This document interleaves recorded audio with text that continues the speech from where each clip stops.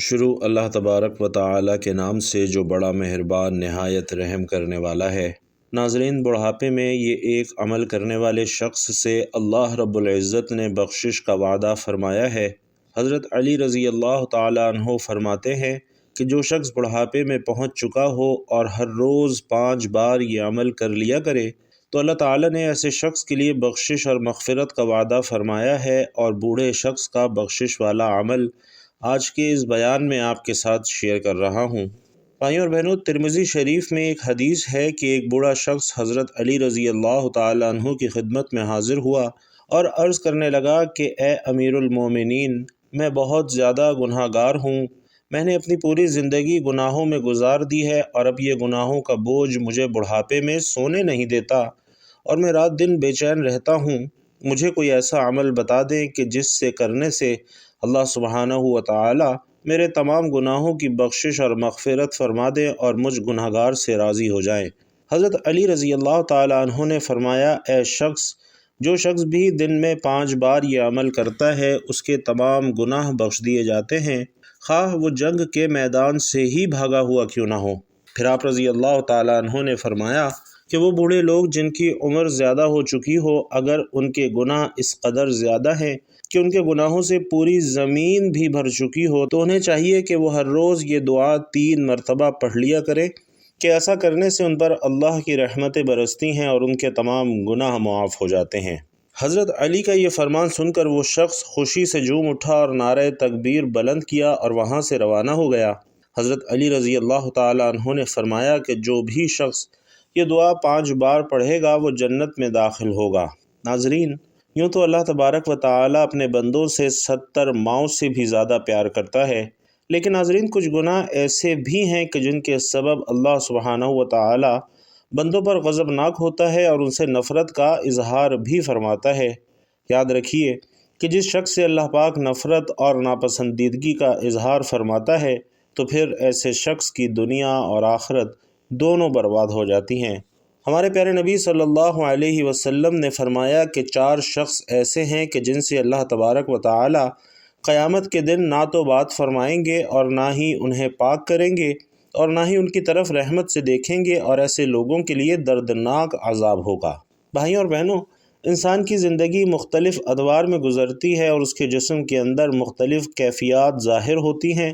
اور ان تمام کیفیات کی ابتدا تراب یعنی مٹی سے ہوتی ہے۔ پھر یہ مٹی نبات کی شکل میں ڈھل جاتی ہے اور سبزہ اس کی غذا بنتا ہے، غذا خون بناتی ہے، پھر نطفہ بناتی ہے، اور پھر یہ نطفہ رحم مادر میں جا کر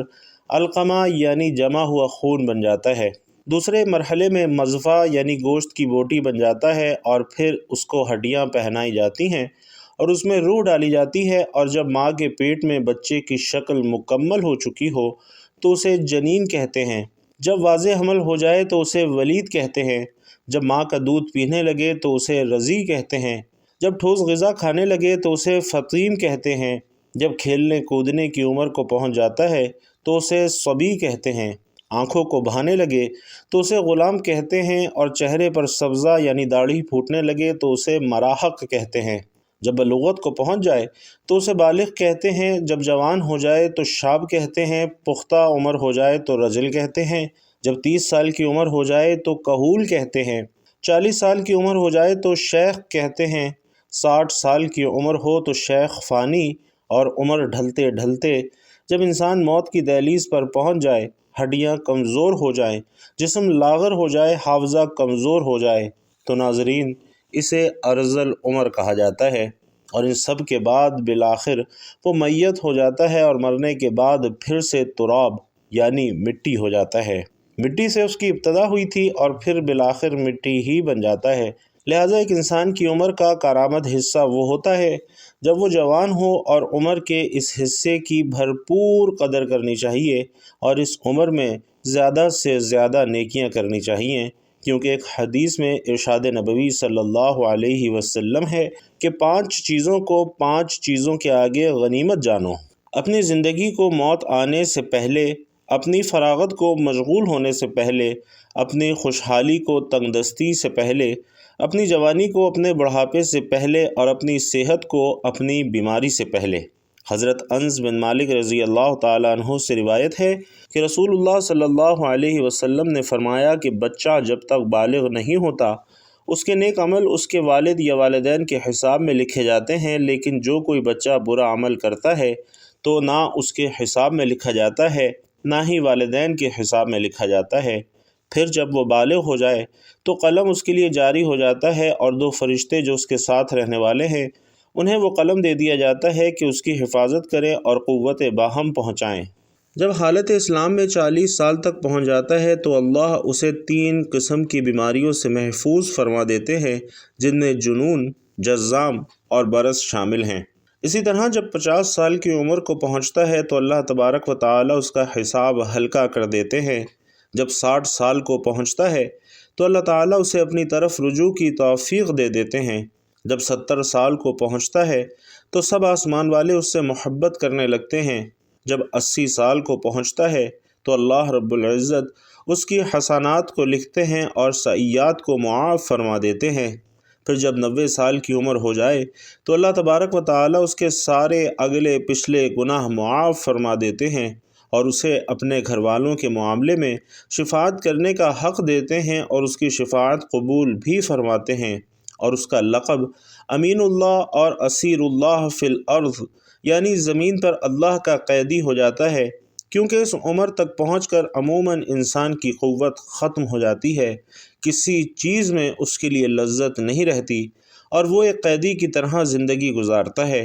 اور جب وہ ایک ارذل عمر کو پہنچ جاتا ہے تو اس کے تمام وہ نیک اعمال نامہ اعمال میں برابر لکھے جاتے ہیں جو وہ اپنی صحت اور قوت کے زمانے میں کیا کرتا تھا، لیکن اگر کوئی گناہ اس سے ہو جائے تو وہ نہیں لکھا جاتا۔ حضرت ابو بکر رضی اللہ تعالیٰ عنہ روایت کرتے ہیں کہ ایک مرتبہ ایک شخص نبی کریم صلی اللہ علیہ وسلم کی خدمت میں حاضر ہوا اور کہنے لگا، اے اللہ کے رسول، ہم میں سے کون سا بندہ بہتر ہے؟ آپ صلی اللہ علیہ وسلم نے فرمایا کہ جو بندہ بڑھاپے کو پہنچ جائے اور اس کی نیکیاں بہت زیادہ ہوں تو وہ سب سے بہتر ہے۔ اس نے پھر سے دریافت کیا کہ یا رسول اللہ، سب سے برا شخص کون سا ہے؟ تو آپ صلی اللہ علیہ وسلم نے فرمایا کہ جو شخص بڑھاپے میں پہنچا اور اس کے گناہ بہت زیادہ ہیں تو وہ سب سے برا شخص ہے۔ اسی طرح حضرت ابن مسعود رضی اللہ تعالیٰ عنہ بیان کرتے ہیں کہ حضور علیہ السلام نے فرمایا کہ ابن آدم قیامت کے دن اس وقت تک اپنے رب کے سامنے سے قدم نہیں ہٹا سکے گا جب تک کہ اسے 5 چیزوں کے بارے میں سوال نہ کر لیا جائے، اور ان میں سے چند یہ ہیں کہ اس نے اپنی عمر کس چیز میں فنا کی اور اس نے اپنی جوانی کو کن کاموں میں بوسیدہ کیا اور اپنے علم کے مطابق کیا عمل کیا۔ بھائیوں اور بہنوں، ایک مسلمان کے لیے عمر کا ہر ایک حصہ اللہ رب العزت کی نعمت اور بیش بہا عطا ہے، لیکن ارذل عمر سے پناہ مانگنی چاہیے۔ اللہ رب العزت نے قرآن مجید میں ارشاد فرمایا کہ اللہ نے تم کو پیدا کیا اور پھر وہی تم کو وفات دے گا، اور تم میں سے بعض کو ارذل یعنی ناکارہ عمر کی طرف لوٹا دیا جاتا ہے تاکہ انجام کار وہ حصول علم کے بعد کچھ نہ جان سکے۔ حضرت سعد رضی اللہ تعالیٰ عنہ بیان کرتے ہیں کہ حضور صلی اللہ علیہ وسلم نمازوں کے بعد ان چیزوں سے پناہ طلب کیا کرتے تھے کہ اے اللہ، میں بزدلی سے تیری پناہ میں آتا ہوں، اور میں اس سے تیری پناہ میں آتا ہوں کہ مجھے ارذل عمر کی طرف لوٹا دیا جائے، اور میں عذاب قبر سے تیری پناہ میں آتا ہوں۔ ناظرین، اس حدیث سے صاف واضح ہے کہ آپ صلی اللہ علیہ وسلم نے بھی ارذل یعنی ناکارہ عمر سے اللہ کی پناہ مانگی ہے۔ جان لیں کہ ارذل عمر ہے کیا۔ علامہ عینی لکھتے ہیں کہ ارذل عمر سے مراد یہ ہے کہ انسان اس قدر بوڑھا ہو جائے کہ کمزور ہو کر اپنے بچپن کی ابتدائی حالت میں واپس لوٹ جائے، اس کی سماعت اور بصارت کمزور ہو جائے، اس کی عقل کام نہ کرے اور سمجھ میں کوئی بات نہ آئے، وہ فرائض کو ادا نہ کرنے کے ساتھ ساتھ اپنے ذاتی کام بھی نہ کر سکے، اپنی پاکیزگی اور صفائی کا بھی خیال نہ رکھ سکے اور اپنے گھر والوں پر بوجھ ہو جائے اور وہ اس کی موت کی تمنا کرنے لگے۔ اگر اس شخص کا گھر بار نہ ہو اور وہ بالکل تنہا ہو تو اس سے بڑی مصیبت اور کیا ہوگی۔ اللہ رب العزت ایسی عمر سے ہم سب کو محفوظ فرمائے۔ ناظرین، یہ عام لوگوں کا حال ہے کہ 40 سال کی عمر کے بعد ان کا انحطاط شروع ہو جاتا ہے، ان کے اعصاب کمزور ہو جاتے ہیں، لیکن جن لوگوں پر اللہ کا خصوصی کرم ہوتا ہے جیسا کہ علماء کرام اور اولیاء اللہ، تو ایسے اشخاص 60 سال کے بعد بھی مضبوط اور توانا رہتے ہیں اور ان کے حواس بھی قائم رہتے ہیں۔ حضرت عطا نے حضرت ابن عباس رضی اللہ تعالی عنہ سے روایت کیا ہے کہ سورۃ النحل کی آیت میں ارذل العمر کا جو تذکرہ ہے وہ مسلمانوں کے لیے نہیں ہے، کیونکہ مسلمان کی عمر جس قدر زیادہ ہوتی جاتی ہے اللہ سبحانہ و تعالی کے نزدیک اس کی عزت اور کرامت اور بڑھتی جاتی ہے، اس کی عقل و معرفت بھی زیادہ ہوتی جاتی ہے۔ اسی طرح حضرت اکرمہ نے کہا کہ جو قرآن پاک کی تلاوت کرتا رہتا ہے وہ بھی ارذل عمر کی طرف نہیں لوٹایا جاتا۔ ایک روایت ہے کہ ایک مرتبہ ایک شخص حضرت علی رضی اللہ تعالی عنہ کی خدمت میں حاضر ہوا اور ان سے سوال کیا کہ میرے بال سفید ہوتے جا رہے ہیں، اس کا کیا مقصد ہے؟ تو حضرت علی رضی اللہ تعالی عنہ نے فرمایا کہ جب حضرت آدم علیہ السلام زمین پر آئے اور بوڑھے ہونے لگے تو ان کے بال بھی سفید ہونے لگے تھے۔ جب پہلی مرتبہ حضرت آدم علیہ السلام نے اپنے بالوں کو سفید ہوتے دیکھا تو اللہ سبحانہ و تعالی سے عرض کی کہ اے اللہ، میرے بال سفید کیوں ہو رہے ہیں؟ تو اللہ رب العزت نے فرمایا کہ بالوں کا سفید ہونا بڑھاپے، بزرگی اور تجربات میں فراوانی کی طرف اشارہ ہے، اور انسان کا بوڑھا ہونا انسان کو نفسانی خواہشات سے دور کرتا ہے اور اس بات کو واضح کرتا ہے کہ اس شخص کے پاس زندگی میں تجربات ہیں جن سے مشورہ لے کر آپ اپنے فیصلوں کو بہتر بنا سکتے ہیں۔ اور ناظرین، اسی لیے اللہ رب العزت بوڑھوں کے مشورے زیادہ پسند فرماتا ہے، یعنی بوڑھوں کے پاس جو تجربات ہوتے ہیں وہ اچھا مشورہ دیتے ہیں۔ اور بہت سی کتب احادیث میں پیارے نبی صلی اللہ علیہ وسلم کا فرمان عالی شان ہے کہ 4 اشخاص ایسے ہیں کہ جن سے اللہ تبارک و تعالی قیامت کے دن نہ تو بات فرمائیں گے اور نہ ہی انہیں پاک کریں گے اور نہ ہی ان کی طرف رحمت سے دیکھیں گے، اور ایسے لوگوں کے لیے دردناک عذاب ہوگا، جن میں پہلے نمبر پر قسمیں اٹھا کر مال فروخت کرنے والا ہے۔ بھائیوں اور بہنوں، جو شخص اپنا مال فروخت کرتے وقت کثرت سے قسمیں اٹھاتا ہے، خواہ وہ سچی ہوں یا جھوٹی ہوں، اللہ تبارک و تعالی ان سے نفرت کرتا ہے۔ حضرت ابو ہریرہ رضی اللہ تعالی عنہ سے روایت ہے، فرماتے ہیں کہ میں نے رسول اللہ صلی اللہ علیہ وسلم کو فرماتے ہوئے سنا کہ قسم کھانا سامان تجارت کی فروخت کا ذریعہ تو ہے، مگر اس سے برکت ختم ہو جاتی ہے۔ اس حدیث میں نبی علیہ السلام قسم کھانے کو معمولی سمجھنے اور سامان تجارت کو بیچنے اور کمائی کرنے کی خاطر کثرت سے قسم کھانے سے ڈرا رہے ہیں، اس لیے کہ مال بیچنے والا جب کسی سامان پر جھوٹی قسم کھاتا ہے تو خریدنے والا اس کی قسم کھانے کے سبب اسے اپنی قسم میں سچا سمجھتے ہوئے اس سامان کو زائد قیمت پر بھی خرید لیتا ہے، چنانچہ اس کی پاداش میں اس سامان سے برکت ختم ہو جاتی ہے، بلکہ ہو سکتا ہے کہ منافع کے ساتھ ساتھ حقیقی قیمت بھی ضائع ہو جائے۔ یقیناً جو کچھ اللہ تبارک و تعالی کے پاس ہے اسے اس کی نافرمانی کے ذریعے نہیں حاصل کر سکتے، تو بکثرت قسم کھانا اللہ تبارک و تعالی کی تعظیم میں کمی کرتا ہے،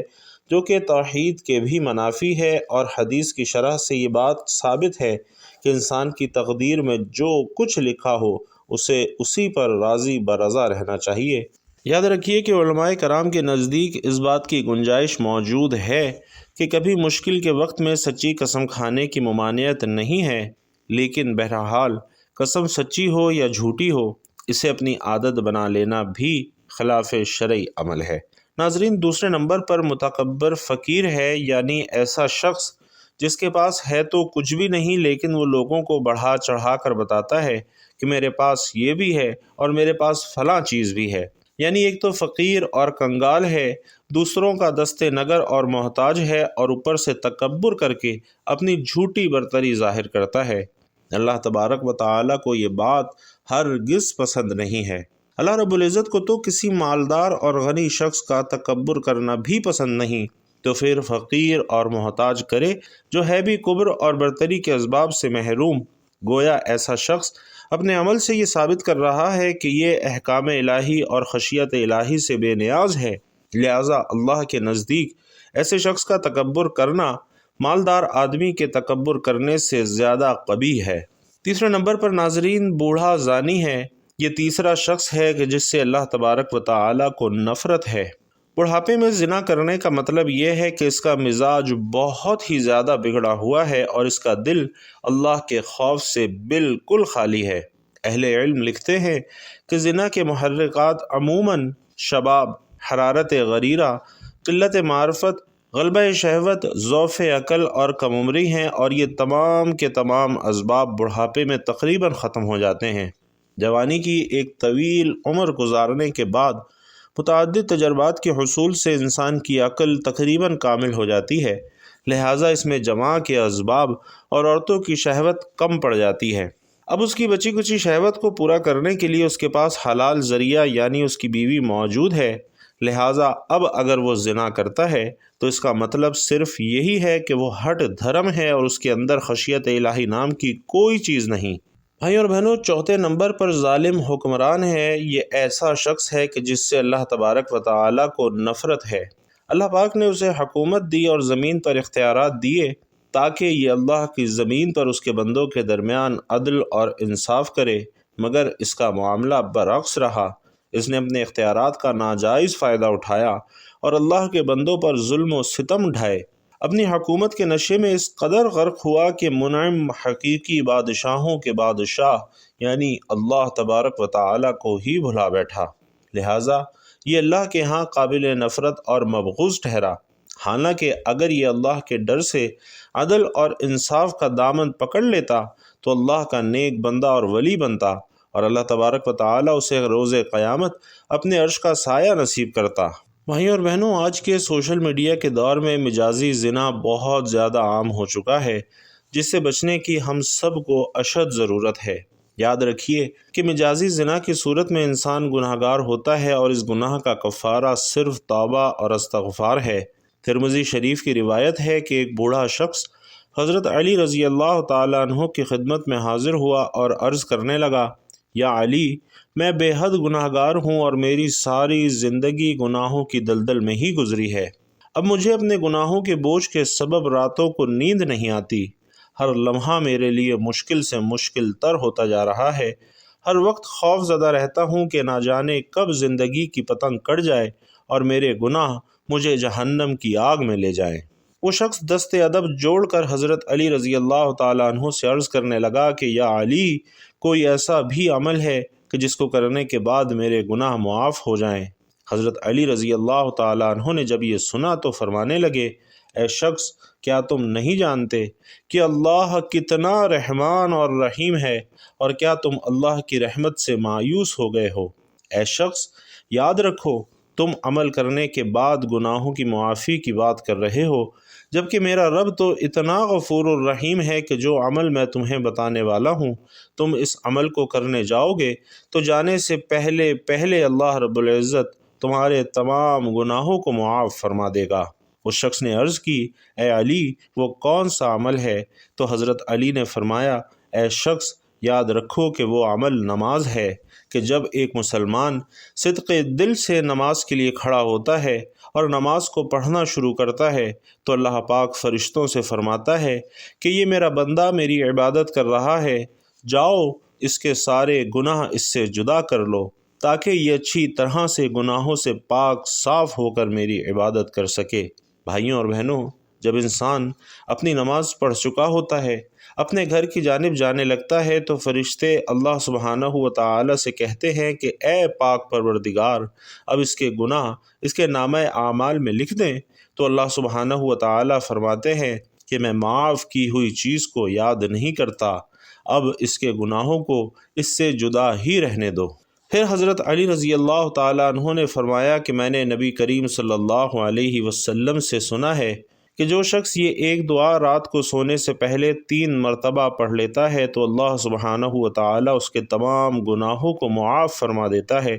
چاہے وہ شخص میدان جنگ سے ہی بھاگا ہوا کیوں نہ ہو، اور چاہے اس کے گناہ زمین سے آسمان تک بھر چکے ہوں۔ اور وہ دعا ہے، استغفر اللہ الذی لا الہ الا هو الحی القیوم واتوب الیہ۔ اللہ تبارک و تعالی سے دعا ہے کہ ہم سب کو نیکی کی بات سننے، سمجھنے اور اس پر عمل کرنے کی طاقت اور توفیق مرحمت فرمائے۔ میرا سنانا اور آپ کا سننا اپنی بارگاہ میں قبول و منظور فرمائے، آمین یا رب العالمین۔ بھائیوں اور بہنوں، آخر میں آپ سے گزارش ہے کہ اگر آپ بھی اللہ کی رحمت سے مستفید ہونا چاہتے ہیں تو جاتے جاتے کمنٹ باکس میں ایک مرتبہ صدق دل سے اللہ اکبر ضرور لکھتے جائیے گا۔ اللہ تبارک و تعالی آپ سب کا حامی و ناصر ہو، آمین یا رب العالمین۔